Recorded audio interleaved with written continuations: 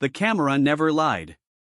That was the thing about CCTV, it had no loyalty, no discretion, no understanding of what it meant to wear a crown or carry a title or smile for 40 years through gritted teeth at garden parties where the sandwiches were always cut the wrong way. It simply recorded. Time-stamped. Stored. And, on a Tuesday morning in late October, in the East Corridor of Aldenmere Palace, a corridor so rarely used that the cleaning staff had taken to calling it the Ghost Hall, it recorded something that no amount of royal press management, no carefully worded palace statement, no off-the-record briefing to a sympathetic editor could ever fully undo. It recorded Lady Dorothea Ashford Crane raising her hand and bringing it down across the face of 9-year-old Princess Ilara. The sound didn't carry on the footage. CCTV was silent. But the image was enough. The angle was enough. The way the small figure in the blue dress stumbled sideways into the wall, one hand flying up to her cheek, the other reaching out for something to hold that wasn't there, that was enough. More than enough. The kind of enough that sits in the chest like a stone.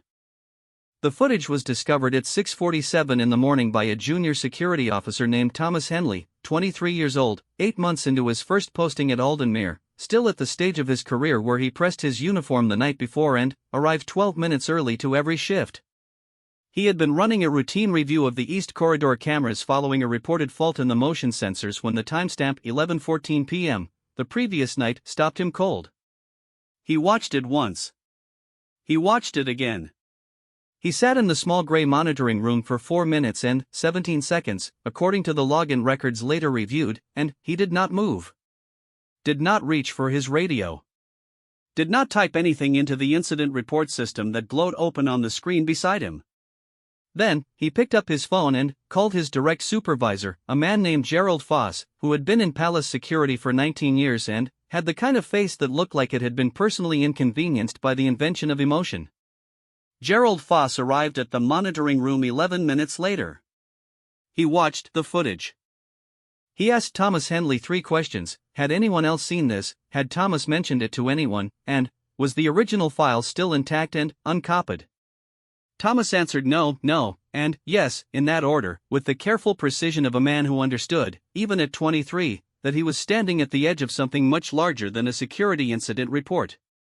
Gerald Foss told him to lock the room, log out of the system, and say nothing to no one until he was contacted. Then, Gerald Foss went to make a phone call of his own. Prince Edmund had been awake since 5. This was not unusual. He had not slept past 6 in the better part of a decade, a habit formed during the years when the children were small and Ilara in particular had gone through a phase of waking at 4:30 with the cheerful, devastating energy of someone who had never once in her life been tired. He had loved those mornings, actually. The palace kitchen at 5 a.m. with a small girl in dinosaur pajamas demanding toast with the crusts cut off, it was the most honest part of his life. The part that had nothing to do with anything. He was in his private study when the call came. Not from Gerald Foss.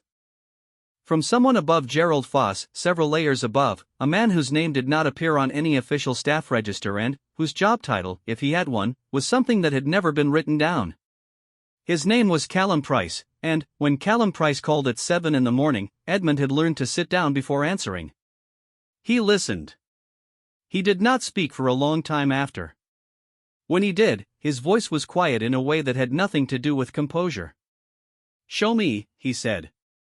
"Sir, given the sensitivity, show me the footage." The footage came through on a secure channel 40 minutes later. Edmund watched it on the screen of his laptop in the room where he had written Ilara's birthday card 6 weeks ago, the card she'd taped to the mirror above her desk because she said she liked the drawing he'd done in the margin, a lopsided horse she'd named Gerald, for reasons that remained mysterious and joyful. He watched it twice. The second time, he noticed his hands had pressed flat against the desk surface. Hard. Like they were trying to push through it. He closed the laptop. He sat there. The thing about being born into the structure he'd been born into, the weight of it, the grammar of it, the 1,000 unspoken rules about what you showed and what you buried and who you were allowed to be in public versus who you actually were at 5 in the morning with a small girl and bad toast, was that it had given him very few tools for the kind of feeling now moving through him. It didn't have a name in the vocabulary he'd been handed. It was older than language. It was the part of him that existed before the titles, before the training, before anyone had explained to him what a prince was and why that mattered. His daughter had been hit. In his house. By a woman who sat at his family's table. He stood up. Lady Dorothea Ashford Crane had been a fixture of the royal household for 11 years. She had arrived as a social secretary to Edmund's stepmother, Queen Consort Margot, and had risen through the informal architecture of palace influence with the quiet, relentless efficiency of ivy up a stone wall. She was 54, impeccably dressed, possessed of a memory for names and social obligations that bordered on the surgical, and she had the particular skill, common among those who served the powerful for long enough, of making herself seem indispensable while ensuring that anyone who might challenge her indispensability found themselves, over time, reassigned, overlooked, or simply gone. Edmund had never liked her. He had never been able to articulate why in terms that didn't sound like personal prejudice, and so he hadn't tried, and she had remained, and now she was in the East Corridor at 11:14 p.m. on a Tuesday night, and his daughter was in the footage holding her cheek. He needed to know why Ilara had been in the East Corridor at 11:14 p.m. He needed to know what had preceded the moment the camera captured. He needed to know where Dorothea had gone after, and whether anyone had seen her, and whether Ilara had told anyone, whether she'd gone to bed alone with this, whether she'd cried, and whether someone had heard. He was already moving toward the door when his phone buzzed again. A message this time, from Callum Price. 4 words. Do not act yet, Edmund stopped. He stood in the doorway of his study and read those 4 words and felt something tighten in his jaw in a way that had taken years of royal training to learn to suppress and was now apparently done suppressing itself. Do not act yet. What that meant, in the language of the institution, the language he had been fluent in since birth, was, there is a process. There is a way this is handled. There are considerations larger than the immediate and personal. There are reputations involved, structures involved, a machinery of management and containment that has handled worse than this, that has buried worse than this, that knows what it is doing even when what it is doing looks, from the outside, like nothing at all. He knew that language. He had spoken it his whole life. He put the phone face down on the desk. He went to find his daughter. Ilara was at breakfast. She was sitting at the small table in her room. She'd refused the main dining room since she was 7, a battle Edmund had decided was worth losing, eating cereal with the focused intensity of someone who was not thinking about cereal. She was wearing her school uniform, the blazer slightly askew, her dark hair pulled into a braid that had already started coming loose. Her tutor, a mild man named Mr. Albright, was sitting across from her with a book open, though he appeared to be the only one actually reading it. Edmund came in. Said good morning to Mr. Albright, who immediately and correctly understood that this was a moment to find something urgent in another room. The door closed. Ilara looked up. Her face was the face she'd worn since she was about 5, when she'd figured out that her father could tell the difference between her real expressions and her performed ones.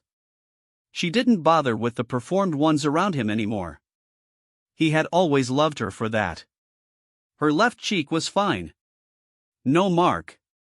Either it had faded, or, he thought about the angle of the footage, the location of the impact, it had been the other cheek, the one facing away from him now.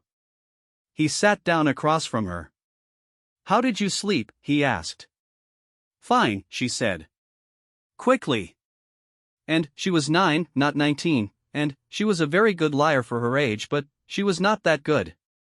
He didn't push. Not yet. He poured himself coffee from the small pot Mr. Albright had thoughtfully left, and he sat with her while she ate her cereal, and he talked about the lopsided horse named Gerald, and Ilara laughed, a real one, short and surprised, and for a few minutes the morning was just a morning. When she finished, when she was stacking her bowl with the careful precision she'd inherited from nobody in this family but had developed entirely on her own, he said, Did something happen last night? The stacking stopped. She didn't look up. No, she said. And, he thought, she is protecting someone. Or she is protecting herself. Or she has been told, in whatever way a 9-year-old gets told these things inside a place like this, that some things are not talked about. He thought, I know that lesson. I was taught it too. I have been unlearning it my whole adult life and I am still not done. You can tell me anything, he said. You know that. She looked up then. And something in her face, not the mark, which she still couldn't see, but something older than the mark, something that lived behind her eyes, told him everything the CCTV footage hadn't. She'd been carrying this before last night. This wasn't the first time. The coffee in his hand had gone cold without him noticing. He set it down. His voice, when he found it again, was very steady. The kind of steady that isn't calm. The kind that's the other side of something else entirely. I'm going to take care of it, he said. Ilara looked at him for a long moment. She was 9 years old and she had grown up inside an institution that taught, by osmosis and example, that feelings were whether you acknowledged them, you waited for them to pass, you did not make decisions in their presence. Promise, she said. He had made very few promises in his life that he'd been certain he could keep. The institution had a way of making the personal feel like hubris, of teaching you that circumstances were larger than intentions, that the machinery always ran. Yes, he said. The machinery, meanwhile, had already started running. Callum Price had spent the morning making calls. Not the kind that went through switchboards or were logged in any system. The kind made from personal phones to personal phones, the kind that left no trail except the understanding between people who had been in rooms like this before. The footage had been flagged as a security matter. A review process had been initiated. Lady Dorothea, through channels Edmund was not yet aware of, had been quietly informed that she should make herself unavailable for the day. There was a meeting called for 11 o'clock. The Lord Chamberlain's office. 3 people in the room, Callum Price, a woman named Helena Stewart who served as the palace's senior legal counsel, and Sir Reginald Marsh, the Lord Chamberlain himself, who had been managing institutional crises for the better part of 30 years and who had a face that had graduated beyond inconvenienced by emotion to simply never having been introduced to it. They reviewed the footage. They discussed the footage. They discussed, at considerable length, the options available to the institution. They did not discuss Ilara's cheek. They did not discuss whether Ilara had been carrying this before last night, or whether the East Corridor at 11:14 p.m. was the beginning of something or the middle of it. They did not ask where Ilara was now or whether anyone had spoken to her or whether she had eaten breakfast or whether her braid was coming loose in the way it always did by 8 in the morning. What they discussed was the footage, its chain of custody, the employment status of Lady Dorothea, the legal exposure of the institution in various scenarios, the press implications if this became known, the historical precedents for managing incidents of this nature, and, this was Sir Reginald's contribution, offered in the measured tones of a man citing case law, the importance of process. By the time Edmund arrived at the Lord Chamberlain's office at 10:58, 2 minutes early, still wearing the same shirt he'd put on at 5 in the morning, they had already decided, between the 3 of them, the shape of what was going to happen. They had decided without him. He walked in and saw it on their faces, the particular configuration of prepared calm, of managed expression, that he had been reading in rooms like this since childhood. The face of people who had already finished the conversation before the person it concerned had walked through the door. Sir Reginald gestured to a chair. Edmund did not sit. "Where is she?" he said. Meaning Dorothea. "Sir, if we could, where is she?" Helena Stewart opened her mouth. Closed it. Callum Price said, very carefully, "Lady Dorothea has been asked to remain in her quarters pending review." "There is a process." "I watched the footage," Edmund said. "I've seen the footage. I've sat with my daughter this morning and I've seen her face." The room was quiet. "Tell me," he said, and his voice was still that particular steady, the kind that was not calm, the kind that had been building since 6:47 this morning like pressure behind a sealed door, that what you have spent this morning doing is figuring out how to make sure she is never in this building again. Tell me that's what happened in this room before I walked in." Sir Reginald said, "Sir, there are considerable complexities." Edmund looked at him. Just looked. And Sir Reginald Marsh, who had not been made uncomfortable in a professional setting in the better part of a decade, stopped talking. "My daughter," Edmund said, "is 9 years old." He put his hands flat on the table. The same way they'd pressed into the desk when he'd watched the footage. Hard. "She is 9 years old and she has been in my house." The silence in the room had changed texture. It wasn't the managed silence of people waiting for the right moment to redirect a conversation. It was a different kind. The kind that comes when a machinery is running and something has stepped in front of it.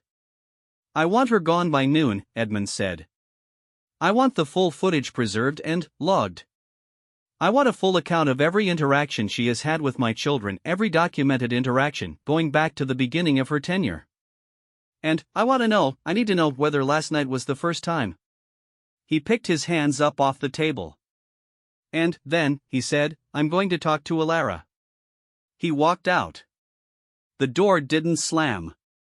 He closed it quietly, which was somehow worse. The three people left in the room looked at each other in the particular way of people who have just understood that the shape they decided on is not, in fact, the shape things are going to take. Sir Reginald said, after a moment, "Get Dorothea's legal representation on the phone." Helena Stewart was already dialing. Callum Price sat very still and thought about the footage, and about the small figure in the blue dress reaching for something to hold that wasn't there, and about a prince who had closed a door quietly, which was somehow worse. Outside in the corridor, Edmund walked. Not toward Dorothea's quarters. Not yet. Toward the east wing. Toward a small table and a loose braid and a cereal bowl stacked with careful, self-taught precision.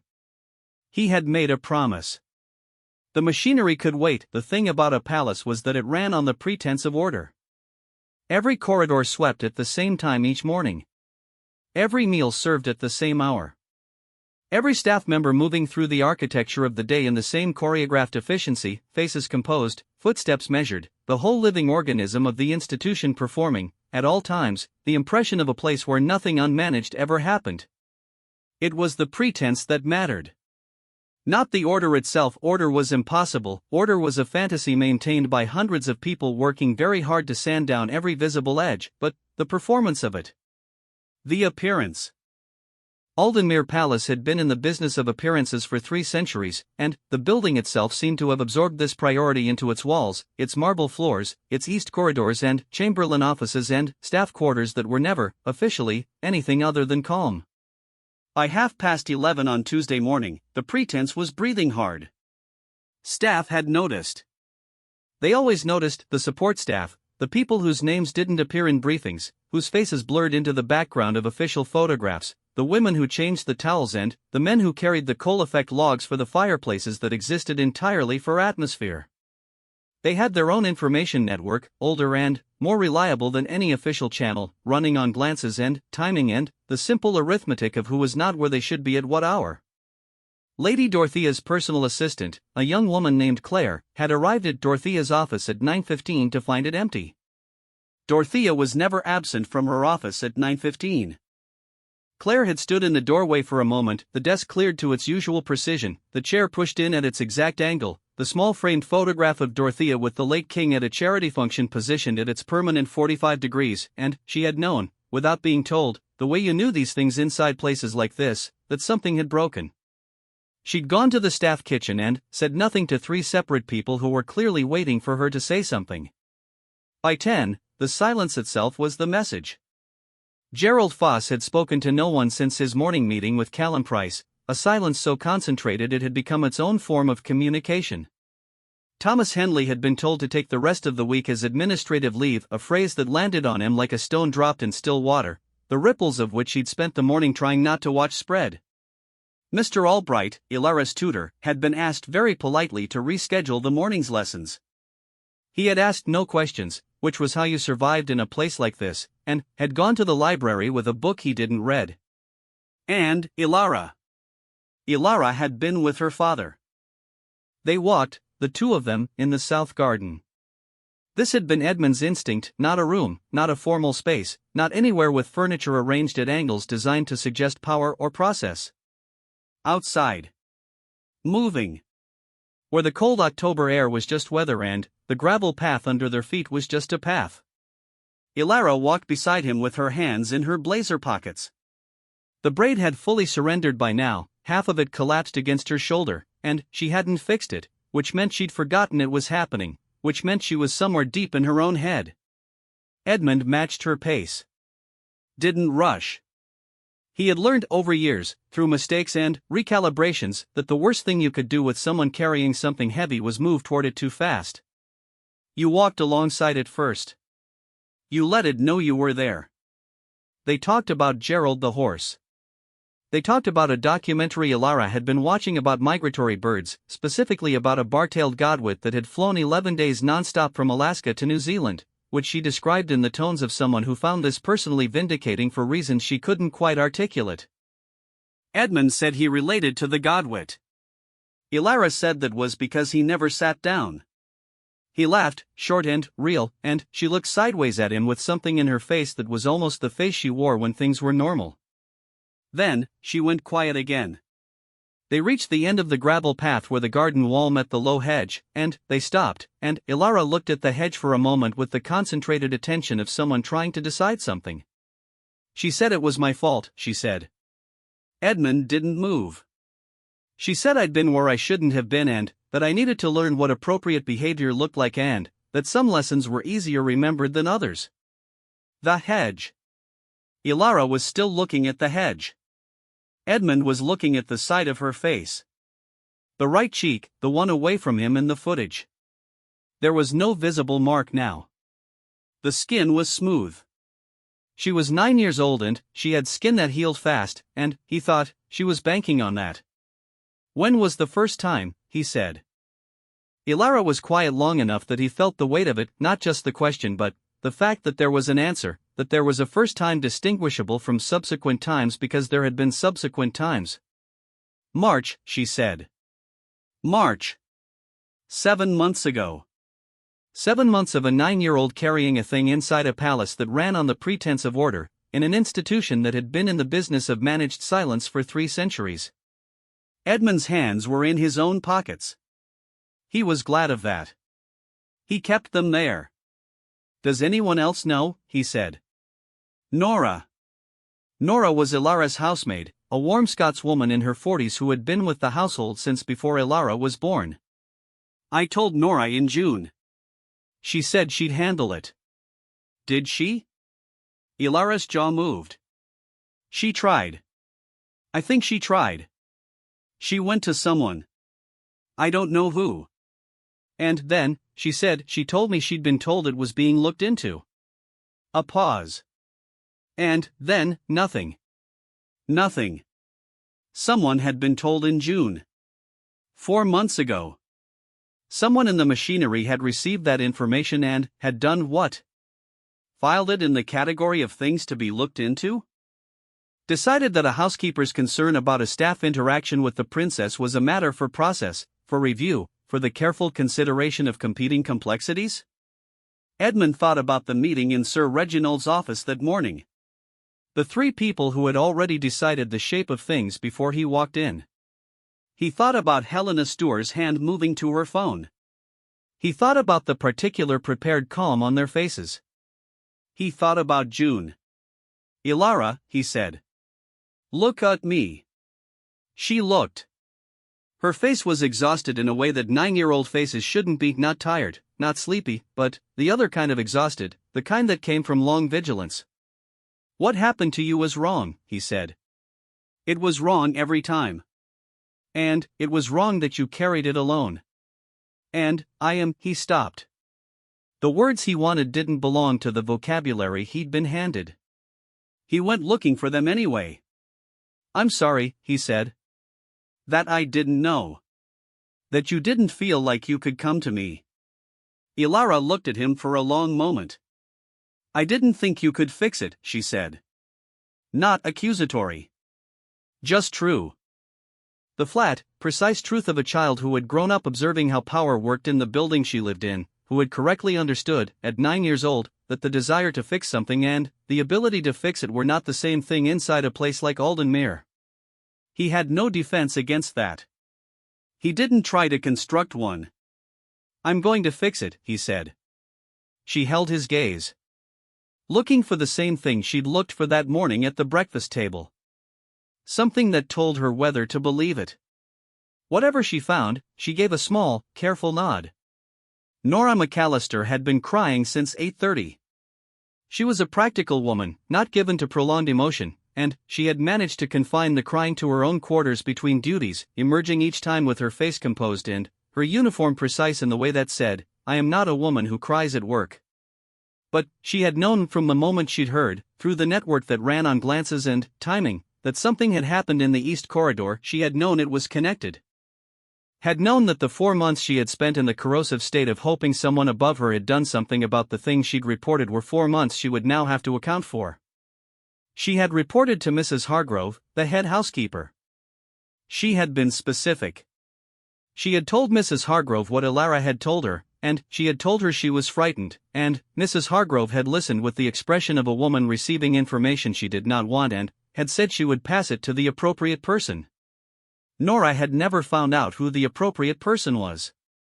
She'd asked, once, 6 weeks later. Mrs. Hargrove had said, "It's been handled." And Nora had wanted to ask what handled meant, specifically, because she didn't think handled was what it looked like from where she was standing, but Mrs. Hargrove had a way of closing conversations that had been perfected over 30 years of service, and Nora had not pushed. She should have pushed. She was sitting on the edge of her bed now, off duty for the first time all morning, hands folded in her lap, the particular stillness of a woman deciding something. She thought about Ilara's face in June. She thought about the careful way Ilara had told her, the way she'd kept her voice level and practical, as if the practical tone could make the thing she was describing smaller than it was. She thought about the relief in Ilara's face when Nora had said, "I'll take care of it, love." She thought about what that relief had cost the girl and what she'd done with it. There was a knock at her door. She opened it to find one of Edmund's personal protection officers, not a message, not a note, the officer himself, which meant it was not a request. "His Royal Highness would like to speak with you," the officer said. Nora said, "I'll get my jacket." Edmund received her in the small sitting room off his study, not the formal rooms, not anywhere with paintings of ancestors staring down from the walls. The room where he read in the evenings, where Ilara sometimes did her homework on the floor with her shoes off. He asked her to sit. He sat across from her.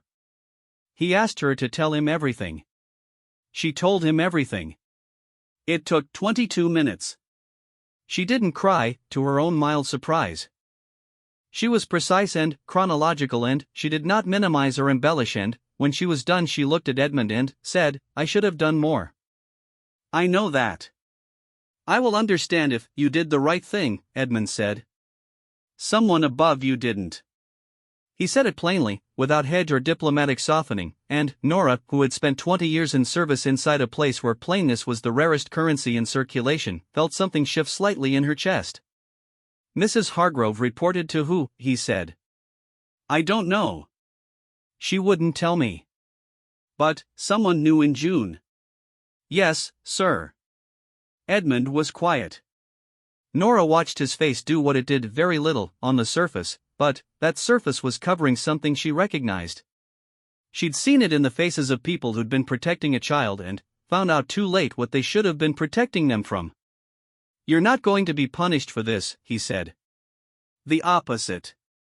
Sir, I want you with Ilara more. Not less. She trusts you. Right now he stopped. That matters." Nora nodded. Her throat was doing something inconvenient. She pressed it down. "Is she all right?" she said. "This morning." "Is she?" "She had toast," Edmund said. "Cereal and, then, toast." She critiqued the toast. Nora's face, involuntarily, did something complicated. "That means she's okay," she said. "I know," he said. "That's how I knew." Dorothea Ashford Crane had been in her quarters since 8 a.m. Her room was on the 3rd floor of the staff wing, not the servant quarters. She had never permitted herself to think of them as the servant quarters, and it was a well-appointed room because she had made it so, over 11 years, piece by piece, the good lamp, the good chair, the small shelf of books arranged with their spines perfectly aligned, the photograph at 45 degrees. She had made every space she occupied in this palace hers, and the cumulative effect was a woman who moved through Alden Mere as if she'd built it. She had received the message, through Callum Price, through the careful language of institutional process, that she was to remain in her quarters pending a review. She had received her legal representative's number. She had been told that the footage existed. She had known, from the moment she received the call, what the footage showed. She had not panicked. Panic was not a mechanism she had a lot of use for. She was 54 years old and had spent 11 years surviving in an environment where every social transaction had consequence and every mistake was potentially permanent, and she had not survived it by panicking. She had, instead, started thinking. She was a woman who understood the machinery, who had watched it process things, over the years, incidents, indiscretions, the small and large failures of people who thought themselves above accountability and found the institution's management of the situation to be both thorough and discreet. She understood that the machinery had a default mode, and that its default mode was containment. She understood that her position, 11 years of service, deep institutional knowledge, proximity to people and information that the palace would prefer remain managed rather than exposed, gave her a kind of leverage, even now. The footage was what it was. But a footage alone was not a reckoning. A footage required the institution to act on it publicly, to commit to a visible accounting, to allow the process to become something that couldn't be managed quietly. And Aldenmere Palace had not, in 3 centuries, allowed anything to become something that couldn't be managed quietly. This was what she was turning over. This was the arithmetic she was working. She was almost finished working it when the door to her quarters opened without a knock. She turned. Edmund stood in the doorway. He was still in the shirt from this morning. His face was entirely still. Not the managed stillness of people who had learned to perform calm, the other kind. The kind that came from the far side of something. He looked at her for a moment without speaking. She began, "Your Royal Highness, I understand that there are some. My daughter told me it started in March," he said. She stopped.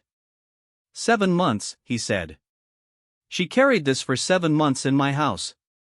The arithmetic she had been working, the machinery, the leverage, the institutional default dropped out of Dorothea's head completely for the first time in many years, because the man standing in her doorway was not the machinery. Was not managing anything. Was not the institution. He was a father. And Dorothea Ashford Crane, who had survived 11 years in this place by reading rooms correctly, understood, with the precise and total clarity of someone very good at what they did, that she had miscalculated everything. "I want you out of this palace by 3 o'clock, Edmund said. "If you are here at 3:01, I will have you removed. Not through process. Not through review. Removed." He waited. She thought, briefly, about the leverage. About the institutional machinery and its defaults. The man in the doorway hadn't blinked. "Your legal representative can contact Helena Stewart," he said.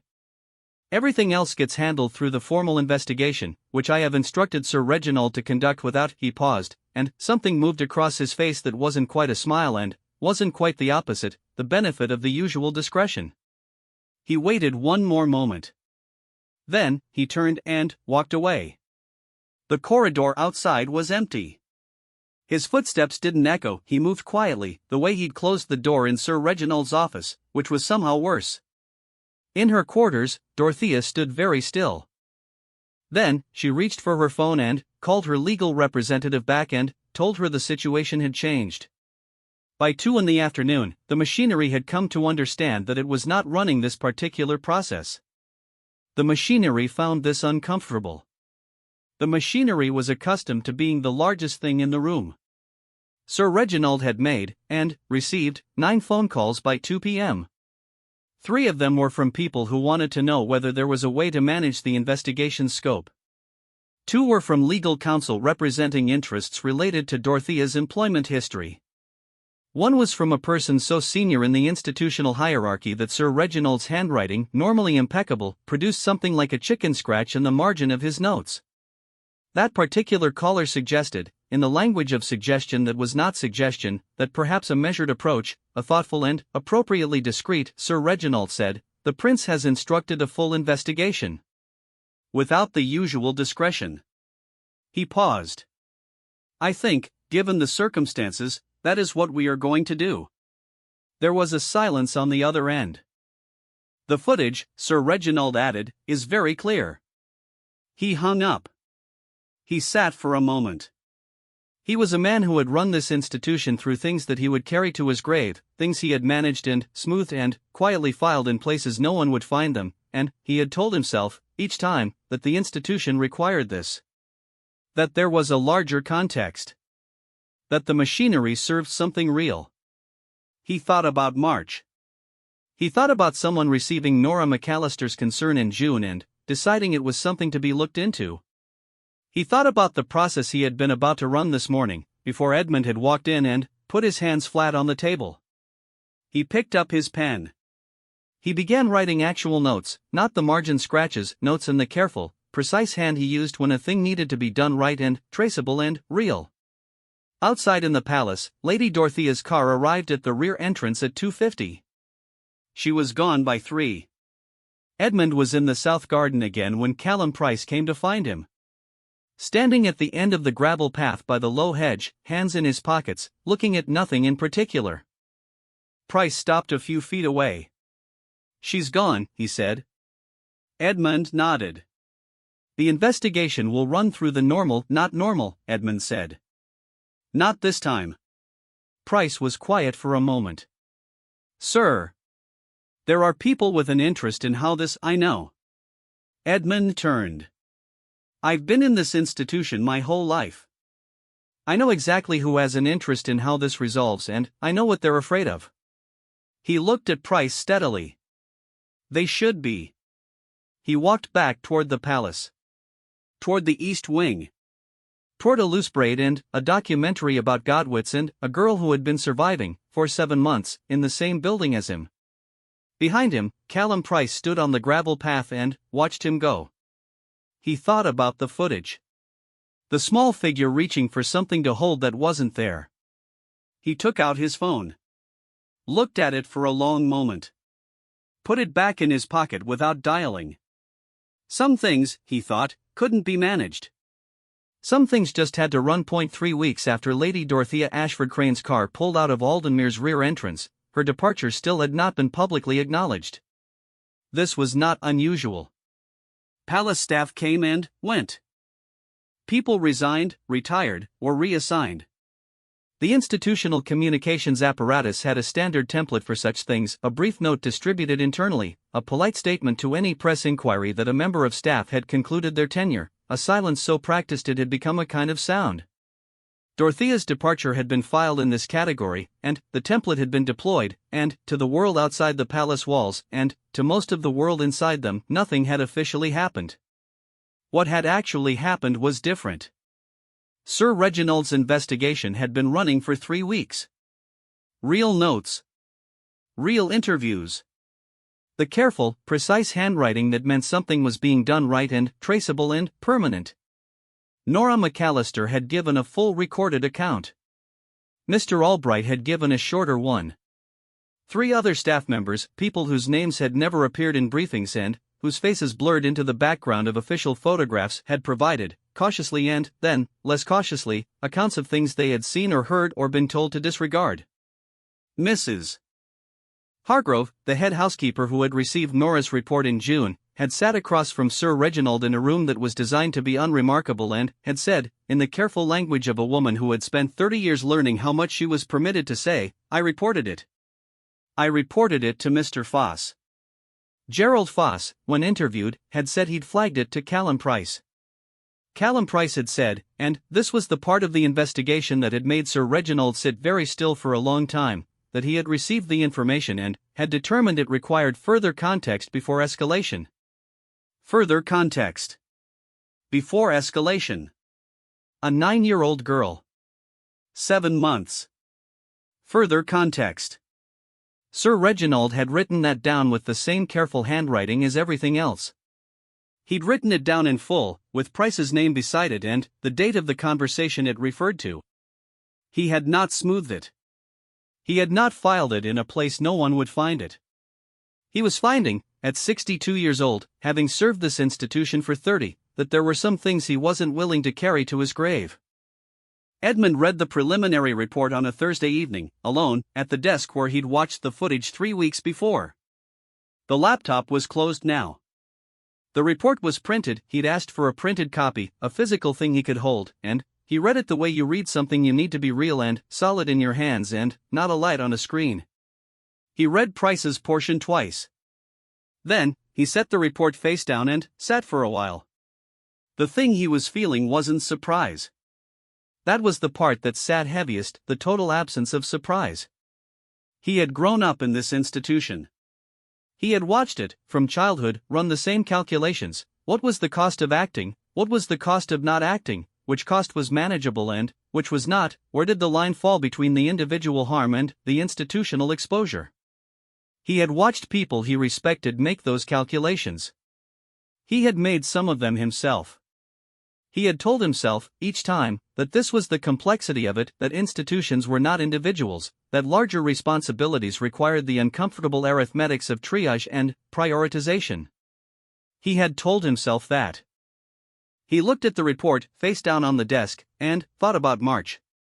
The first time. His daughter, 9 years old, in a palace full of people, none of whom had made the calculation in her favor. He thought about what she'd said in the garden. "I didn't think you could fix it." He picked up his phone. He called Callum Price. Price answered on the second ring, which meant he'd been waiting for this call and had been waiting with his phone in his hand. "I've read the preliminary report," Edmund said. "Sir, you received information about my daughter in June," Edmund said. "And you determined it required further context." Price was quiet. "I want you to tell me what that means," Edmund said. "Not in institutional language. Tell me what that means." A long silence. "I made a judgment," Price said, "about the reliability of the source and the nature of the concern. And another pause. I made the wrong judgment." Edmund sat with that. The admission had come out clean, unmistakaged. He hadn't expected that. "You're going to give a full account to the investigation," Edmund said. "Not a managed one." "I know. Your position, I know," Price said again. Flat. "I know what this means." Edmund closed his eyes briefly. He had known Callum Price for 15 years. The man had managed crises for the institution with a particular competence that had been, until now, inseparable from the ways the institution preferred its crises managed. He had been the machinery's most efficient part. And now he had said, "I made the wrong judgment." Clean. Unhedged. Edmund didn't know what to do with that. He wasn't sure it changed anything. He wasn't sure it didn't. "Full account," he said. "Unmanaged." "Yes," Price said. Edmund hung up. He sat with the report for a while longer. Then, he turned it face up and kept reading.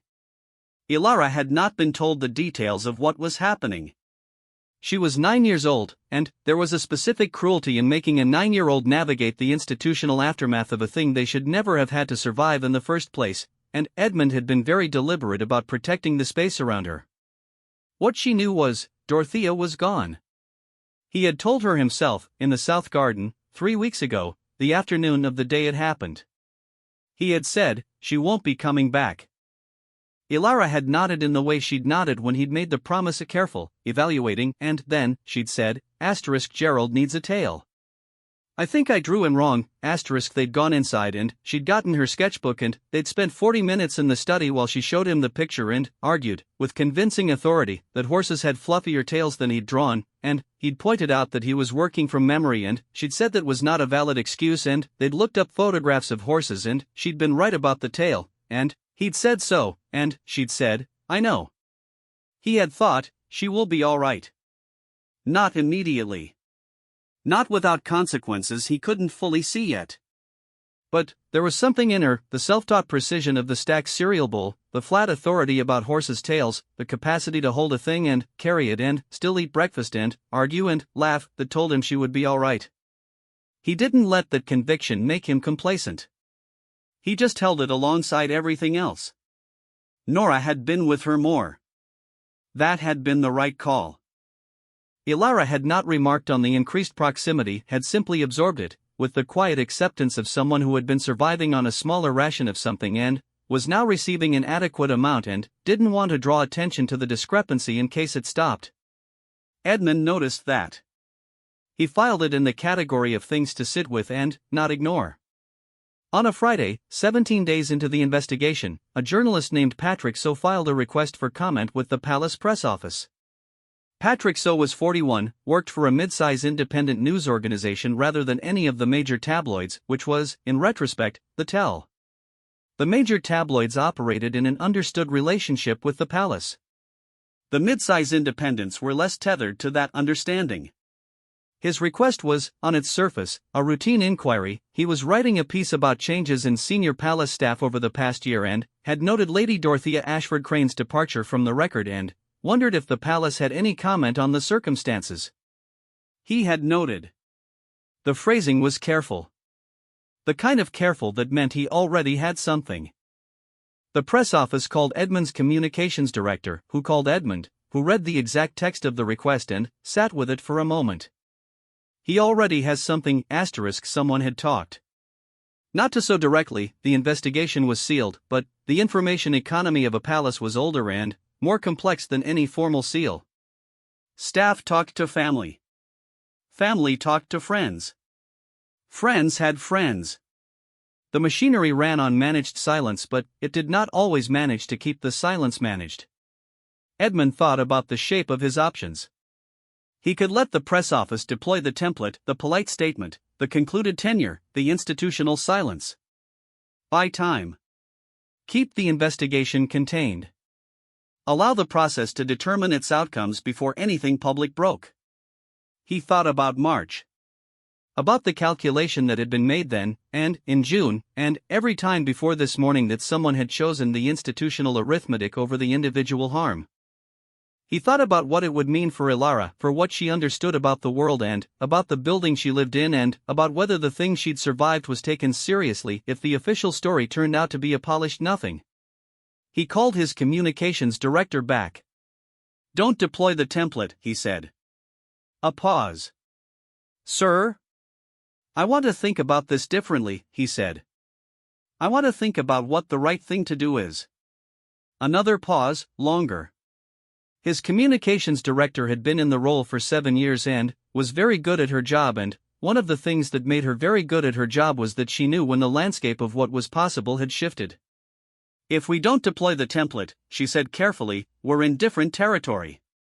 "Yes," Edmund said. "The investigation is real," he said. "That's the point. It's a real investigation, with real findings, that's going to result in real consequences. The question is whether we tell that story ourselves or whether someone tells a partial version of it first." His communications director was quiet for a long moment. "There's a version of this," she said slowly, "where we get ahead of it.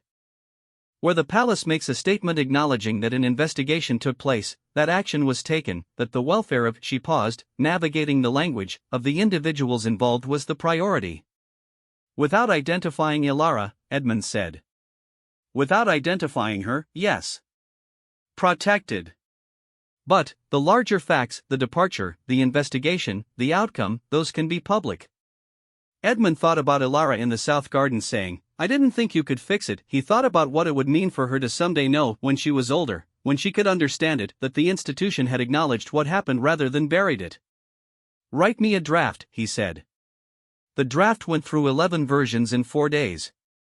Each version was reviewed by Edmund, by Helena Stewart, by Sir Reginald, and, in a development no one had anticipated, by Callum Price, who had given his full account to the investigation 2 days after Edmund's phone call and who had subsequently offered, in a gesture that came without expectation of gratitude, to help navigate the communications of a situation he'd helped create. Edmund had stared at that offer for a long time. He'd said yes. The 11th version of the statement was 2 paragraphs long. It confirmed Dorothea Ashford Crane's departure. It confirmed that an internal investigation had been conducted into circumstances surrounding a staff matter. It confirmed that the investigation had concluded with findings that had resulted in the departure, and that those findings had been referred to the appropriate external authorities. It confirmed that the protection and welfare of all members of the royal household remained the prince's paramount concern. It said nothing specific. It named no children. It did not confess or elaborate or editorialize. But it didn't template either. It said, something happened, and something was done about it, and that something was real. Edmund read the 11th version one more time. He thought about the balance of it, what it protected and what it acknowledged and what it left in the gap between those two things for people to read. He thought about Ilara, who would never read this as a 9-year-old but who might, someday, read it as an adult. He thought about what he wanted her to know about the building she'd grown up in. Not that it was perfect. She already knew it wasn't. But that it could be made accountable. That the machinery could be interrupted. That a promise made in a room with a stacked cereal bowl and a loose braid was a promise that propagated outward, into institutions, into records, into 2 public paragraphs that said, in the language available to them, this was taken seriously. He approved the 11th version. It was released on a Wednesday afternoon. Patrick So published his piece the following morning. He had more than Edmund had anticipated. Not the specifics, not Ilara's name, not March, not the East Corridor footage, none of the granular detail that had been protected. But he had the shape of it. He had staff sources speaking on background about a culture of deference that had allowed certain people proximity to the royal children without adequate oversight.